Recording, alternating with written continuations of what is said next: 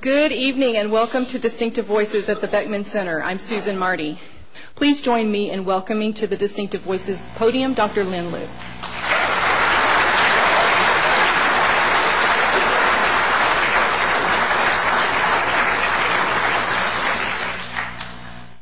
Well, good evening. My name is Lynn Loo. I'm from the Chemical and Biological Engineering Department at Princeton University. Thank you all for coming out. It's really quite my pleasure and privilege to be speaking with you this evening. And I'm going to be telling you about our research on designing and engineering conductive plastics or electronic plastics.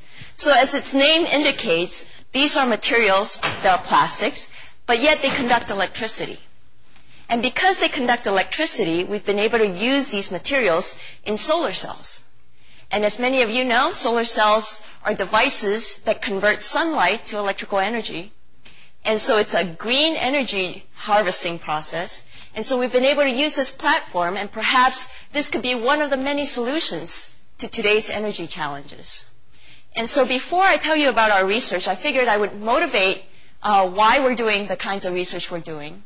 And to do so, I thought we should look at how we're spending energy.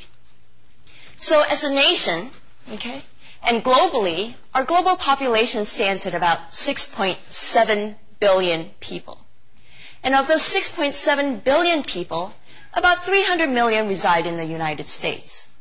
So 5% of the global population is in the U.S. Now we can ask, how are we spending energy? Well, globally, this is the energy consumption. Collectively, we spend about 460 quadrillion BTUs.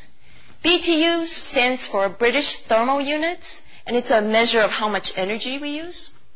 Quadrillion is 10 to the 15. Okay, so this is a very, very large number. Now, in the U.S., we spend about 100 quadrillion BTUs. Now, just by comparing these two pie charts, you'll notice that America actually uses a disproportionately large amount of energy. 5% of the global population is responsible for consuming 22% of the global energy use. Okay? Now, all these are big numbers. What do these big numbers really mean? To really get some sense of what these numbers mean, I took this number, divided by the population, and then divided it by the energy density of, let's say, gasoline. And if you do that analysis, this translates to the world consuming energy that's equivalent to burning 1.5 gallons of gasoline per person per day. You okay? What about the U.S.? Well, the U.S. then consumes energy that's equivalent to burning 7.5 gallons of gasoline per person per day. Now, this is a really, really large number if you think about it, because how many people here drink a gallon of water per person per day? None of us really. Okay, the young folks there do. Okay, but this is a really, really large number. Okay, so where does all this energy come from? Well, in the U.S., this is where the energy comes from. Remember, we use about 100 quadrillion BTUs annually. So of those 100 quadrillion BTUs, 86% of it comes from burning fossil fuels, burning petroleum, burning coal, and burning natural gas. So in this burning process, we're generating energy, but what else are we generating? We're generating carbon dioxide, we're generating SOx, we're generating NOx, and all these gases go to pollute the very environment we live in. Okay? Only a small fraction comes from sustainable, if you will, energy sources. Hydropower, nuclear power. Renewables refer to wind farms, solar energy. Okay? So a small fraction comes from that, but the majority of it comes from burning some form of fossil fuel, and that causes pollution to the environment. Now let's take a global perspective now. So this is a satellite time-lapse map of the world. Okay, so it's taken at night, so it's called the world at night. And it's dark except for the regions that have access to electricity. Where you have electricity, you see light. So that includes North America, okay, parts of Europe, coastal regions of South America, coastal regions of China, Japan, etc. You'll notice here that Africa is dark. Inland of China is dark. Okay? Here in South America, it's dark. Now, keep this map in mind. I'm going to show you a different map now. Now, this is a map that charts the population density. So where it's darkest is where it's densest in population. Okay? So it's densest in population in India and in China. This was, if you remember the previous map, this was where it was dark. Okay? Now, I'll remind you that we're now using 460 quadrillion BTUs. Now imagine what happens to the global energy consumption when the Chinese and the Indians turn on their lights. When they go to power their iPhones or iPads, what happens? This number is only going to go up. So it's clear that we need more energy to sustain human activity for human development. And this energy better come from sources that are A, sustainable, B, have negligible environmental impact. Yeah? And that's why we look to the sun. So I'm showing you here the spectral irradiance of the sun. So this basically measures how much energy comes from the sun as a function of the wavelength of the sun. The visible range is between 4 to 700 nanometers. So the sun's solar radiance is about 1 kilowatt per meter squared. Or in those units that I was giving you earlier on, it's 0.00032 BTUs per hour feet squared. Now remember that the annual global energy consumption today stands at 460 quadrillion BTUs. In those same units, energy from the sun is equivalent to 3.6 million quadrillion BTUs, meaning that this number is so much larger than this number. I'll boil it down further. What this is equivalent to is saying that if we can effectively and efficiently harness solar energy for 1 hour, that amount of energy we collect can power human activity around the world for an entire year. Okay? That's right. Wow. Okay? And that's why we think solar cells are so cool. Okay? Solar cells are devices that convert sunlight into electrical energy. So here I'm showing you pictures of what we now call first-generation solar cells. These are devices that are made with single crystalline silicon. So single crystalline silicon is the same material that goes to make your computer chips. These single crystalline silicon has to be grown in big ingots, okay, like this, and then it's sliced and diced to make your solar cells. So as you can imagine, to grow one of these big ingots is very energy intensive, it's expensive, it's time consuming. And because of that, these solar cells are expensive. Let me first talk about the efficiencies. So these first generation solar cells have a thermodynamic limit in terms of the efficiency of about 33%, meaning that the maximum efficiency you can get from these solar cells is about 33%. In the lab, when you make a single solar cell with single crystalline silicon, you get an efficiency between 20 to 25%. When you put it in modules and you put it on your roof, this efficiency takes a hit and you're down to about 18%. Okay? So solar cells are inherently not very efficient devices. Now, the biggest problem comes at the cost. So the electricity generated from these kinds of solar cells is estimated to be $5 a watt. Too expensive. Okay? Therefore, people started looking at second-generation solar cells. These are thin-film polycrystalline devices. Okay? So they have some defects. And because they have some defects, they take a hit in the efficiency. In the lab, these devices show an efficiency of about 20%. And it takes a further hit when you put it in modules and you put it on your roof. But what's nice about these kinds of devices is the cost. Okay, we've lowered costs dramatically. Now the cost of electricity is estimated to be $1 per watt. Okay? So that's exciting, but where are we? So here I'm showing you a map of North America. So it's colored differently. Where it's darkest is where you get the most sun. Okay? Now, there's been analysis that shows that if we can make 10% efficient devices, we really only need to cover about an area that's equivalent to 200 by 200 square miles to extract enough energy to power the United States. So then you ask, well, how big is 200 by 200 square miles? It's depicted by this square here. Okay, that's 200 by 200 square miles. Then we can say, well, okay, that's still a lot of footprint to cover, yeah? But wait a second. This 200 by 200 square miles is equivalent to 2% landmass. Or equivalently, it's the area that's already been paved by National Highway System. So, okay, it's not doable tomorrow or next week, but eventually this is not unconceivable, okay? And it's because of this that solar cell business is booming, okay? This industry has seen an annual growth of about 40% every year since the 90s. And I don't think I know another industry that's seen these kind of, numbers.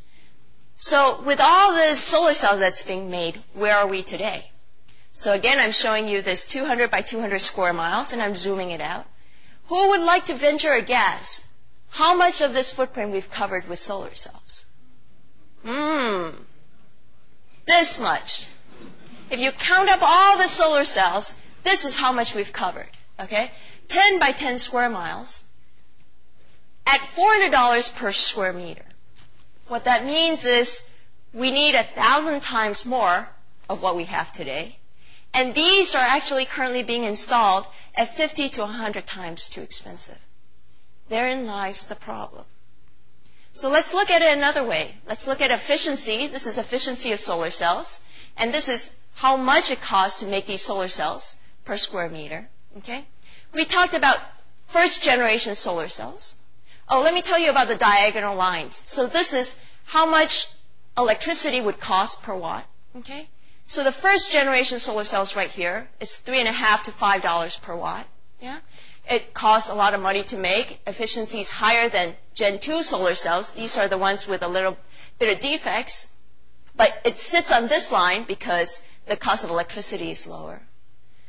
The community is now asking whether we can target somewhere here.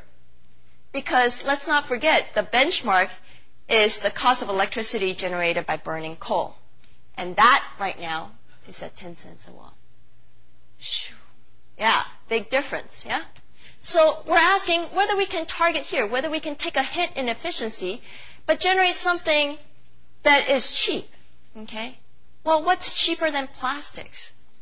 Yeah? So, but the word plastics conjures up images like so. Yeah? Typically, when we say plastics, we think about high tonnage, large volume polyolefins that are used to make our grocery bags, that are used to make water and soda bottles. Now, all these materials are electrically insulating. After all, that's why we use these to protect our cables. We use these to make hair dryers because we don't electrocute ourselves in the morning when we go to blow dry our hair.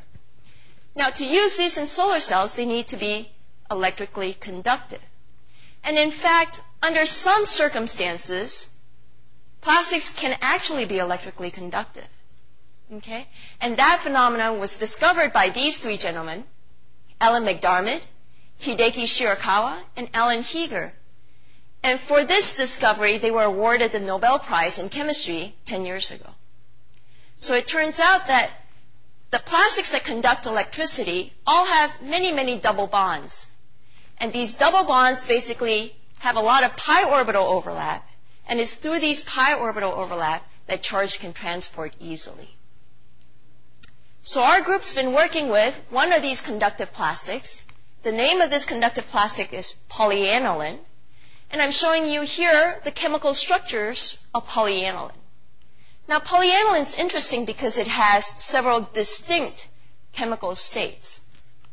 In its most reduced form, it's called leucomeridine form of polyaniline, and it's yellow in color. If you strip 2 electrons and 2 protons, you get to the intermediate chemical state, and this is known as the meridine base form of polyaniline, and it's blue in color. If you strip 2 more electrons and 2 protons, you get to the permangranulin state of polyaniline, and that's purple in color. Now, all of these 3 states are electrically insulating. But if you take this intermediate state and you expose it to acids, okay, a proton source, you can make the imerodine salt form of polyaniline that's now electrically conductive. And the signature, the telltale signature, is that this state is green in color. Okay? In fact, the fact that polyaniline can conduct electricity has been known for many, many years. The only problem there is that this type of polyaniline that's made, because of the extensive conjugation along the backbone, this stuff is kind of like brake dust. It's not solution processable. It's not melt processable. So you can't really incorporate it into making devices. Not very convenient.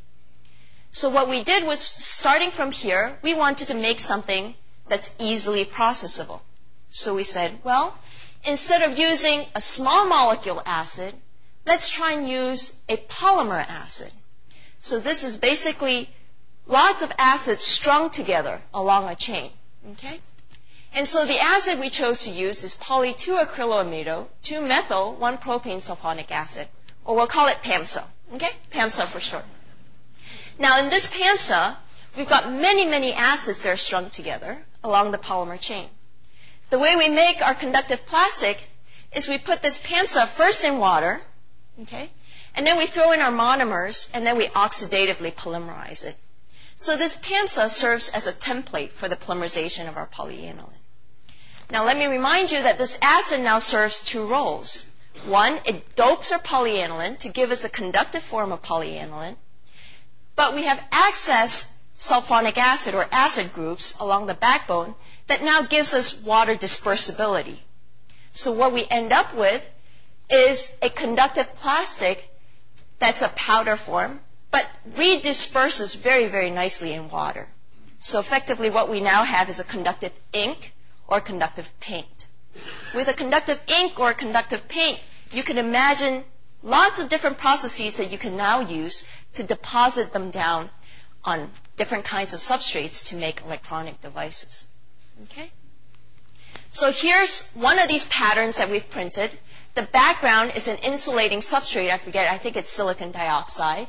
And then polyaniline was printed, okay? And you see a continuous wire of polyaniline that we've printed. And we put probe pads along the length of the wire so we can measure the contact resistance. From the contact resistance, we can calculate a conductivity. The conductivity that we measure is about 100 Siemens per centimeter. And so you say, okay, is that good or bad?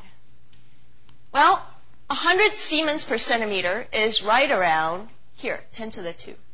So just as a point of reference, I'm showing you common metals, semiconductors and insulators, on this sort of bar that measures conductivity. So the most conductive metals, like copper and gold, has a conductivity of 10 to the 6 Siemens per centimeter. Mercury is at 10 to the 5th. And then we've got indium, okay? That's at sort of 10 to 100 Siemens per centimeter. Silicon, the semiconductor that's used to make computer chips, is a semiconductor, and it's got a conductivity of sort of 10 to the minus 4 Siemens per centimeter. And then you've got insulators like glass, nylon, and Teflon that's down here. Well, the conductive plastics, depending on how we make it, show a range of conductivities. The highest is about 100 Siemens per centimeter, so it rivals those of metals. Okay? And then, of course, the lowest is an insulator. But it's got a range. And precisely because we can span a range in conductivities is what makes these materials interesting. Okay? So now we've got a conductive plastic that we can sort of print. Well, why do we want to incorporate these into electronic devices? So let me motivate why we want to make electronic devices with plastics. I mean, we've got silicon, we've got gallium arsenide. Why do we want to go to plastics? Well, first of all, these plastics are chemically very, very versatile, meaning that we can make small changes to the chemical structures and we can get big differences in their properties. So the example that I'm showing you here, we're adding aromatic rings to the compound, and you can see dramatic color changes. Okay? Dramatic color changes. And, of course, when you incorporate these materials in LEDs, for example, your LEDs would emit different color light. Okay? So that's a property change. And this is not something you can easily do with inorganic material. Well, we mentioned a little bit about this, their processability.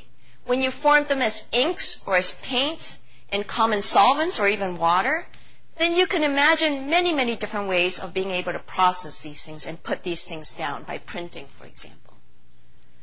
Let's not forget that these are, after all, plastics. So compared to conventional inorganic materials, they're lightweight and they're mechanically flexible. Many of you, I believe, have seen a silicon wafer. Imagine trying to bend a piece of silicon wafer. You're going to fracture it. Well, you don't have that problem with plastics, yeah? So we can make flexible displays and flexible electronics and lightweight electronics using these materials.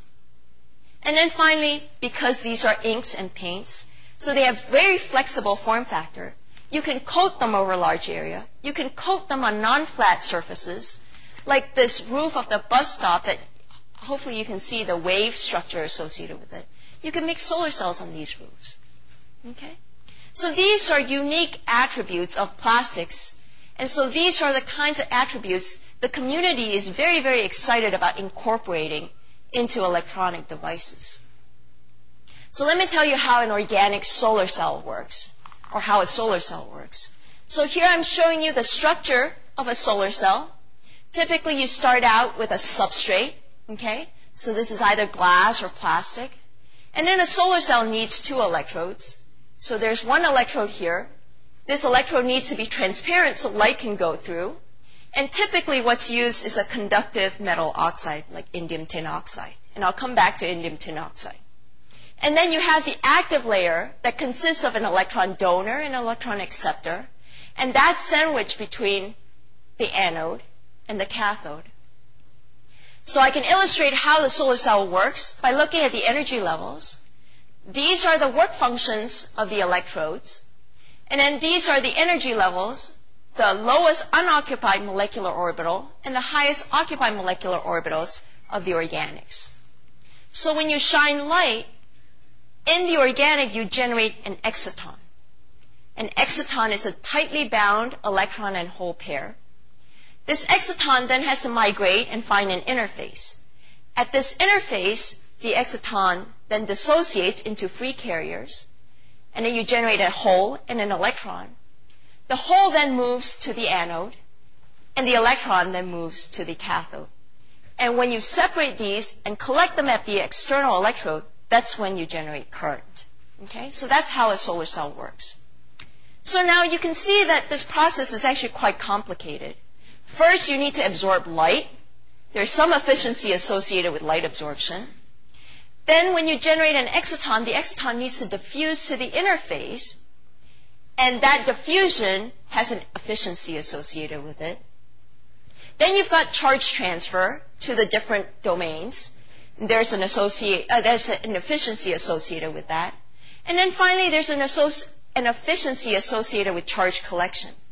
And so now you begin to appreciate why these devices are inherently not efficient devices, because the overall efficiency is a compound of all these efficiencies. Yeah? So to measure how good one of these solar cells is, you measure the current density as a function of voltage, and one gets a curve that looks like so. This is the short circuit current density. That's the open circuit voltage. And this we call the power generation quadrant. So for a good solar cell, for a highly efficient solar cell, you want this area to be as big as possible, because that's when you're generating a lot of current. Okay? Okay. So these solar cells are made, like I said, with indium tin oxide as the transparent anode. Now, there's a problem with using indium tin oxide. The problem is indium.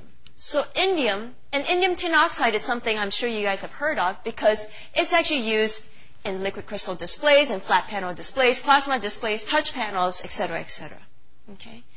Indium is not a metal you can mine by itself. It's a byproduct of mining zinc.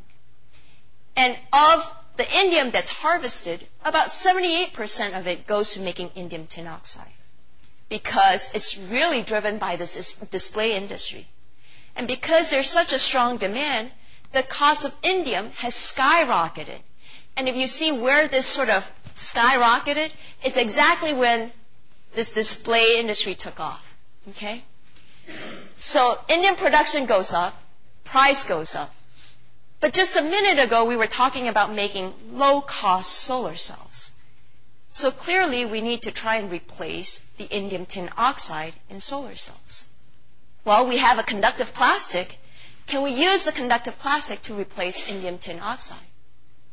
The answer is yes. So here, we have a substrate. Instead of using indium tin oxide, we're using our polyaniline conductor. Okay? And then here we have our electron donor, which is a polythiophene, which is another polymer. And then our electron acceptor is a buckyball. Okay? And then we've got our cathode. Here I'm illustrating the energy levels, and they align nicely. So the idea is to collect holes at the polyaniline electrode and electrons at the aluminum electrode. Here I'm showing you the transmission of our material. That's important because light needs to come through our polyaniline in order to be absorbed here to generate power. Okay? And so you can see that the transmission is not as good as indium tin oxide, but at a fraction of a cost, this may be okay. So this is how our devices perform. They perform quite nicely. This is the power generation quadrant. Okay? So the community, the organic electronics or plastic electronics community is envisioning being able to print these things like you would print newspapers. Okay? If you have a printer and you can do this in a roll-to-roll fashion, that's when you can generate solar cells very, very cheaply. Okay? So the example here is taken from the folks who make potato chip bags. There's aluminum deposition there. So if you were to deposit aluminum like they deposited aluminum, say about 50 nanometers thick, at 1,000 meters per minute, and with a width of about 4 meters, well, you can deposit aluminum at about 240,000 meters squared per hour. So what that means is if you were to make all the solar cells you need to power the United States, you would need 100 machines to operate for a year to make all the 10% devices. Okay, this is an extreme analysis, but it shows that it's doable. Okay, it's within the framework. It's doable. So we proceeded to try and make solar cells on plastic. So this was our first plastic solar cells made on a plastic substrate. You can see it's bendable. And we have a nice power generation quadrant. Okay? So this is to show that this technology is actually scalable over large areas. What are the other opportunities for plastic solar cells? What's unique about plastic solar cells? So here I'm plotting power as a function of area. Okay, of course, here you would make solar cells that are low power, small area coverage. And this quadrant refers to high power, large area coverage devices. So at the minimum, we can make low power solar cells to power small electronic devices, personal electronics, for example. Actually, today you can go out and buy a $250 bag that has plastic solar cells on it to power your iPhone. Okay? You can power your laptop. You can imagine doing that on a flexible solar cells. So these are consumer products or personal electronics. Marching up, you can imagine putting plastic solar cells into building integrated systems, okay, where now solar cells are part of your windows, so it has a tinting effect, but at the same time it generates electricity to power lights for your building. And then, of course, remote powering, right? So we talked a little bit about solar cells on the roofs of bus stop to power the display, or on tents, okay? And of course, the holy grail is to integrate these plastic solar cells to the grid. This is a very, very difficult problem that part of the community is trying to solve. But before this, what I'm trying to show is that there are plenty of other opportunities for plastic solar cells. Okay? Beyond plastic solar cells, what can we use these electronic plastics for? Well, again, let me remind you that there are other potential low-cost applications that really calls for mechanical flexibility and large area coverage. So these are, again, specialty applications that silicon just is not appropriate for. So things like backplanes for flexible displays okay, bendable and malleable, electronic wallpaper over large areas, and of course, wearable and disposable electronics, so low cost, okay? So as an example, I thought I would show you how an electronic paper works. Underlying all these applications is one fundamental building block, and that's the transistor. A transistor is basically like a switch, okay? And the transistor is really in the guts of this electronic paper display. So this is the world's first electronic paper display. It was built on a plastic substrate, so it's bendable and malleable. If you take off the protection layer, you take off the emissive component, you'll find the circuits, and that's where the transistors lie. Okay, so here's a transistor. When you turn on the transistor, it charges up this gold pad, so it produces an electric field. This electric field then basically forces these tiny little white capsules to go to the top, and so you get a white pixel. When you turn off this transistor, the electric field dissipates, these tiny little white capsules sink to the bottom, you get a black pixel. So by turning on and off the individual transistors, you get either a white pixel or a black pixel, and that's how you generate a display. Okay? So we wanted to see whether we can make these transistors, now replacing metals with our conductive plastics. Okay? And so, again, this is polyaniline. And so we approached DuPont, and we used DuPont's thermal laser ablation printing process to print our polyaniline. So this thermal laser ablation printing process is well established at DuPont, and they use this to print their digital products, like color filters and proofs and things. This is a nice printing process. We like it because it prints really fast at 1,000 centimeters squared per minute. And it's only limited by the width of the printer, which is about 4 feet. Okay, so you can print, you're limited by 4 feet, and then you can print as long as you want. So it's a roll-to-roll process. So the way this works is as follows. You first coat polyaniline on a donor substrate, and then you feed it into the printer along with a receiving substrate. And then in this printer, there's a near-infrared laser. The near-infrared laser is controlled by a computer, so you can tell it where to go. And as the near-infrared laser rasters across the donor substrate, it heats up the donor substrate locally so hot that it propels the conductive plastic from the donor substrate to the receiver substrate. And it does so pixel by pixel. Okay? And that's how we print. So here we print the gate layer, okay? And then we laminate a dielectric, we feed it back into the printer, and we print the contact layer. So there's no metal anymore, it's all plastic at this point. And so we can print over a footprint of about 20 inches by 28 inches in a matter of an hour. And this footprint consists contacts for about 5,000 transistors. And if you think about one transistor controlling 1 pixel, this is 5,000 pixels. Okay? Okay, so this is a micrograph of one of these transistors. And so this is a zoom-in region. And you can see that the edge resolution is decent. You see some roughness, but again, remember how this printing process works. It's pixel by pixel. Okay? And these devices work actually quite nicely. And here I have this, and I actually brought and I can show it to you after I'm done. So it's one of these. Mm-hmm. Yeah. So it's pretty cool.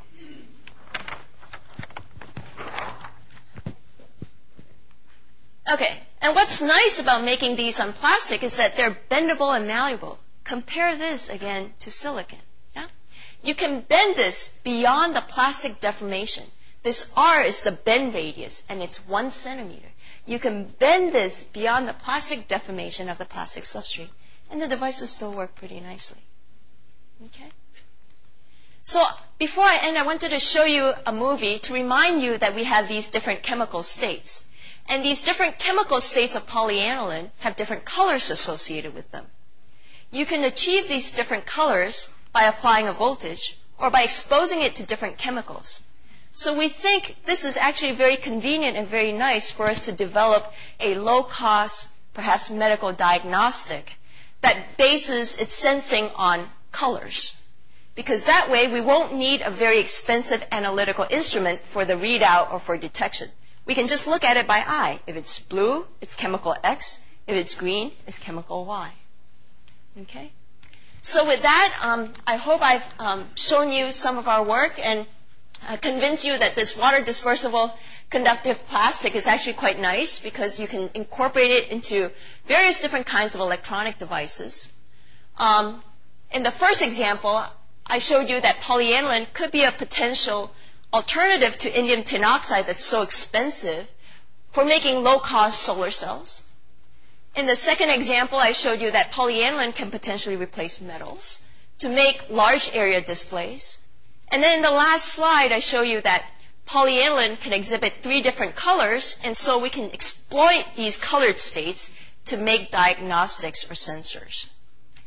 I'd like to acknowledge funding sources.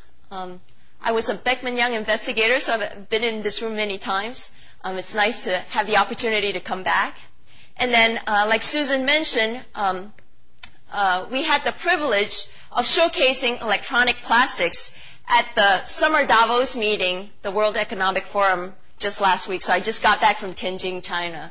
Our group was selected to be one of 2 groups representing the U.S. So it was quite an honor and privilege to be able to sort of tell the business sector about electronic plastics. So before I end, I thought I would show you a movie that we made for the summer Davos meeting, if you're okay with that. So it's only about 3 minutes long.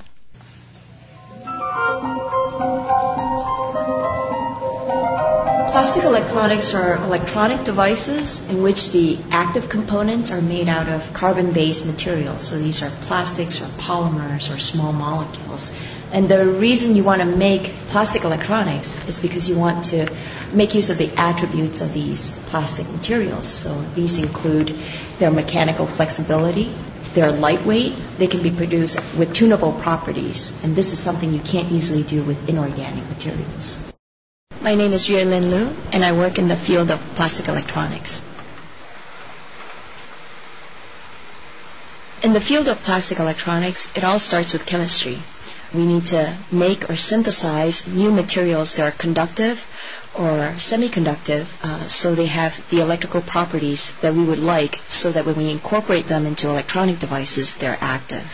So in our group, some of the researchers make new materials, some of the researchers characterize the structures of these materials, and some of them incorporate these materials to understand their potential in applications like transistors and solar cells.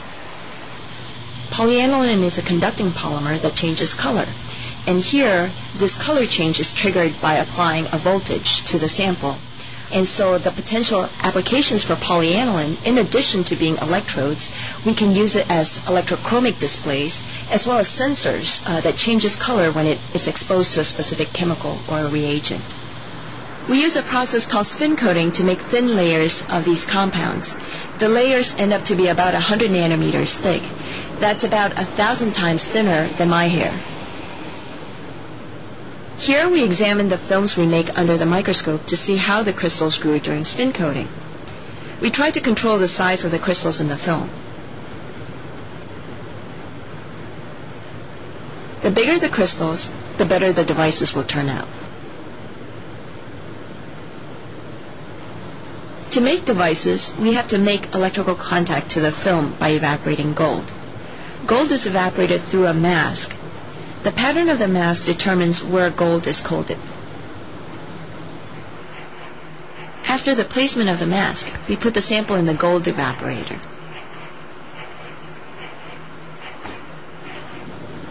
Alternatively, we can evaporate gold electrodes on a clear silicone rubber stamp and laminate the rubber stamp onto the polymer film to make our devices. The structure of the devices depend on their function. In my opinion, their beauty derives from their functionality. Compared to inorganics like silicon, plastics have unique attributes, and these include their lightweightness and their mechanical flexibility, their potential low cost, and their tunability in terms of their properties. And so to incorporate all these attributes into electronic devices would be really nice. Well, the field's really exciting because it's a young field and it's growing. and it's directly tied to applications that can have direct implications on the quality of our lives. Imagine electronic wallpaper that changes patterns from green stripes to pink polka dots at a click of a switch. Imagine tinted windows that can also generate power during the day. Imagine disposable sensors that would change color if the water source is contaminated. Or yet, think of smart plastic patches that can monitor your health and deliver medication when you're sick. The possibilities are endless.